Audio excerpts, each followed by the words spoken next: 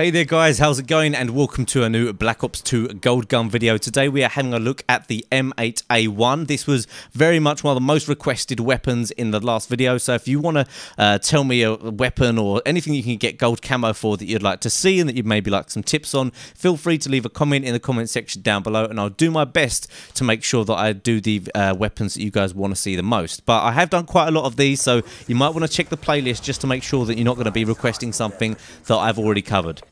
So let's discuss the M8A1. This is the first ever 4-burst assault rifle in Call of Duty Online, and in other Call of Duties the burst weapons have been quite strong, notably the Type 25 from Modern Warfare 3 and the M16 from COD 4, which is actually one of my favourite guns of all time, and they're always 3-burst. So the fact that this is a 4-burst weapon would maybe raise alarm bells a little bit, because you think, wow, the extra bullet is really going to put a lot more damage, there's going to be a lot more single burst kills. However, this weapon isn't that powerful. It's not one of the higher damage assault rifles, so that tends to not really be a problem. You can get a kill in one burst from up to 30 meters, but you've got to remember, when you're bursting a weapon, a lot of people get confused and they think, well, you know, if it kills in one burst up to 30 meters, it will get a kill every time one burst. But you'd be surprised the amount of times, especially when people are running across you horizontally, that a few of those bullets might actually miss. So you're definitely going to need to fire out 2 bursts at least. Don't always kind of just rely on the fact that you know it's a 1 burst and just shoot 1 burst and move on, because I tend to find that,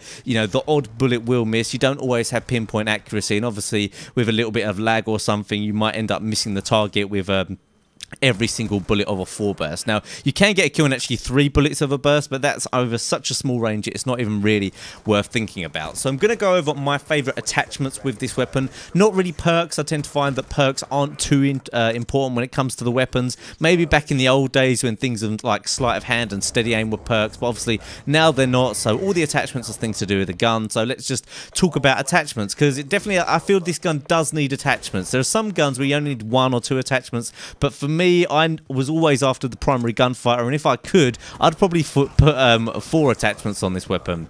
So the first thing that I'm going to say, because I say it with pretty much every assault rifle, is I'm going for stock. Assault rifles are brilliant over long range, but you know, they lack a bit of mobility speed, and especially close range gunfights can be tricky because they're a little bit slower while you're aiming down sight. When you put stock on, it just really helps with that. You know, I've gone over it a million times why stock is such a good attachment on assault rifles, so I don't really need to go over that one too much.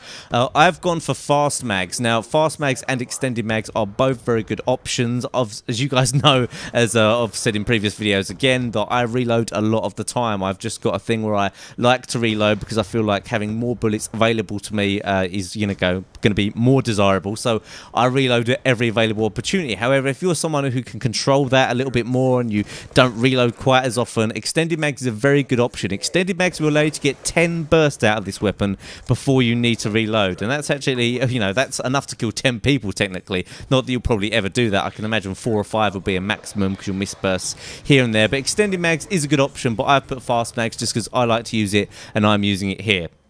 Now, I've also gone for the MMS because I feel like this weapon does need a sight. I really don't like the iron sights on this weapon. I tend to find when I was using it, I was losing people in the sight quite a lot of the time. So if you're going to go for a sight like a reflex or an EOTech, I normally choose the MMS because it's just as good as an EOTech or a reflex, apart from it has the extra ability to be able to see motionless targets through walls. As long as they're not using, I think cold-blooded is the one that doesn't let you be seen by the MMS. So why not just go for something that gives you that extra perk? And actually, I really love the MMS. It gives you such a huge window to actually see people down that I just think it's a great attachment, regardless of the fact of it allows you to see motionless people through walls. I'd probably go for it anyway. But you know, if you prefer EOTech, you know, that's not bad. I actually tried out the hybrid optic on this, which I don't often do, and that wasn't too bad either. So I would definitely recommend a sight of choice, but as with pretty much all the tips in these videos, it's up to your, you know, personal preference. Some people don't mind iron sights, and if you can get used to it, all the better for you, but I'm obviously going to tell you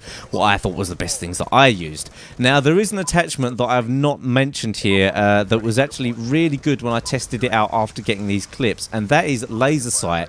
When you're using a burst weapon, you tend to be aiming down sight and shooting people from long range, but you can get caught out at close range. Now, you could obviously negate this by going for a secondary pistol like the Cap 40, B23R, but having laser sight is actually pretty good as well. When the opponents are especially around the 4-5 meter range, range, I'm talking, you know, about the length of a car or something like that, when they're that close, hip firing is a decent option with laser sight. If you hip fire without laser sight, it can be a little bit temperamental. Hasn't got the best hip fire, obviously not as good as submachine guns, but that's the same with all of the assault rifles.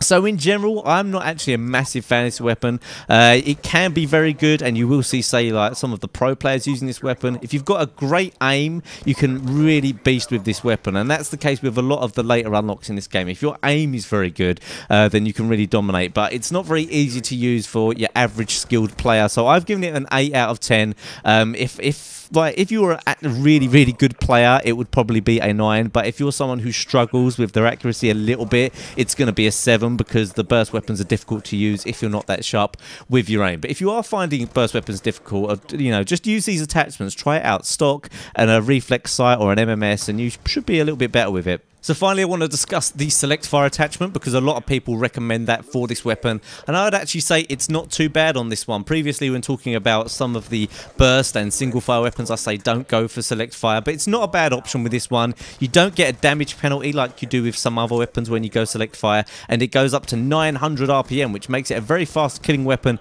at close range. However, like I've said in previous videos, why do that when you can just use a gun that's 900 RPM anyway, like say a Vector or an MP7. There's no real reason why you should want an assault rifle that is that fast firing when you can kill people pretty quick anyway. For me, it's more about accuracy than spray and pray, and you get horrendous recoil when you go full auto with the M8A1. It's really hard to control, but maybe an option you want to try out. I know a lot of people like it. So don't forget to rate the video, guys. If you've got this far in, you haven't left a like rating yet, I really appreciate all the support, and leave a comment telling me what you want to see next time. And that's it for now. I'll see you guys soon.